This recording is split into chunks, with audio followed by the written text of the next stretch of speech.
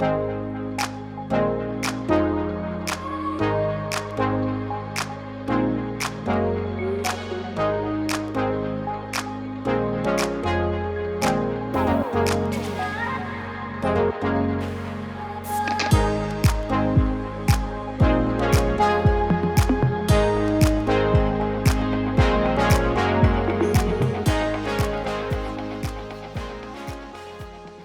my name's David Gellner. I just retired after 16 years as the Professor of Social Anthropology at the University of Oxford last year. So I'm Professor Emeritus.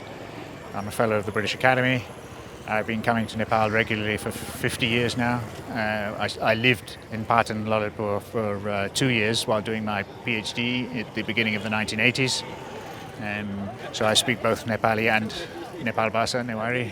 And yeah, my research has been on many different topics. The conference looks very exciting. It's fantastic that so many people have joined and there are so many parallel sessions. It's also fantastic that the registration fee is so moderate, unlike certain other conferences we could mention. And I think it's going to be a great success. I mean, I'm in favour of interdisciplinarity, so I think anthropologists should cooperate with other disciplines. But anthropology has certain unique selling points, which is that it works from the ground up and it actually asks people what they think. It tries to understand people's own experiences from their point of view. And so many other social science frameworks don't actually do that and study from the top down, study only in terms of statistics. So anthropology has a lot to offer, and I think on the whole, development organizations have, in the last 20 years, 30 years, started to recognize that, and they have understood that anthropology has an important role to play in understanding what's going on in society.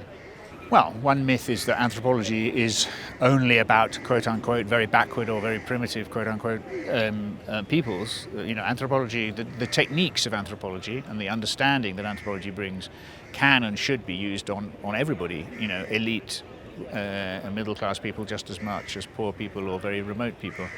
Anthropology should be used equally for everybody.